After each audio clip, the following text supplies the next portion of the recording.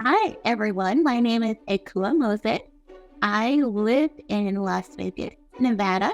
I've been a teacher and all kinds of different positions for the past 23 years. I started out as a second grade teacher and a fifth grade teacher. Then I moved with my master's degree into a learning strategist position. I also served in a literacy specialist position. Our school district made some changes, and I became an instructional coach where I trained teachers on reading and math strategies. After that, for a few years, I went into family engagement, and in family engagement, I was a family learning facilitator for over 7 years. And currently, I am a K through 5 engineering teacher, and I teach 750 students on a 6-day rotation. I'm very fortunate that currently I am working with a publisher called EduMatch.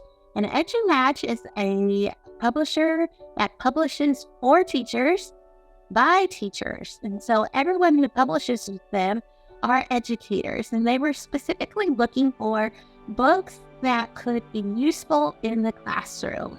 So my publishing journey actually started in the year 2000. During my undergraduate college days, I was asked in college to find a book that reflected me. And that was extremely difficult to do. I didn't find anything that reflected my bicultural background.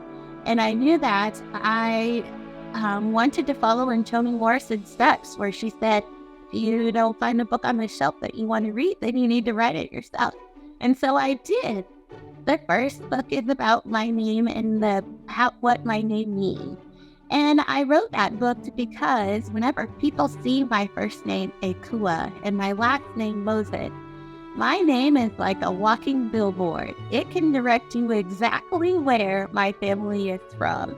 And I wanted people to know that names are important. Names are special. There's so much that goes into a name in terms of history and language and culture and meaning. And I wanted to show from A to Z how wide and deep names can go. My second book is called Mama's Portraits of Me, because after I put the first book out, many people had questions about my mom, because my first book is nonfiction and it's a picture book, and it's put together with lots of pictures and artifacts and things that I grew up with as a family, with my family. And then they asked me, tell us more about your mom. She was an award-winning artist. And so I put together her artwork, and I wanted to tell more about her story and our mother-daughter relationship, what it was like growing up with an artist, and how she had a heart for people, and she used those portraits to connect with people. And so I wanted to show how families, immigrant families, can honor their name and can honor some of the things that they do in their home, like portraiture and art and all the things that makes our family special and unique.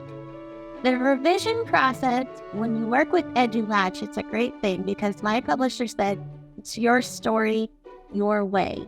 And she was very emphatic about making sure that it's my authentic voice, because it is my story, it is my family, and she wanted the audience to see how stories are conveyed in my community, in my circle, in my life. So it would be reflective of my authentic being, who I really am, and what makes me the person I am today. So that way it can be truly an inspirational story for other people to be able to make their own story. People can copy that in their own way or tell something that makes them unique.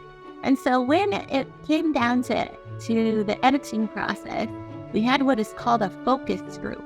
And in my focus group, I was asked to pick people who would be able to tell me the honest truth on things that either didn't make sense the way I put it, or things that I could expand on, things that I could clarify, or things that I could even add that maybe I had forgotten.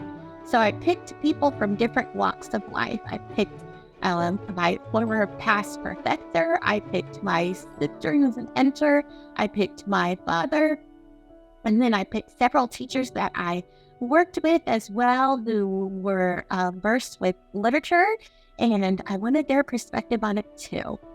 I think that keeping the things around you that mean something to you is really important, because I don't want you or any other professional to ever diminish your authentic self, because it's your story, it's your way, and it's up to you to show the world what you can do, who you are, what is your purpose, what are the things that helped you get to where you are today. We don't get to success on our own. So I think it's important to show those building blocks, those awards that you've received, the certificates that you've earned, your hard work that you've done with the students, with the families. Keep those things. Evidence of success is the best motivator in terms of hiring and in terms of our own self-confidence. Keep those things and share them, because you never know who you may inspire. People are always watching. People are always looking, even when you don't even notice it. And the more that you can put yourself out there, you might be helping someone that you don't know. And I think it's important in life that we help. We lift others as we climb to whatever ladder of success you would like to climb. Take other people with you, and remember the people who helped you along the way.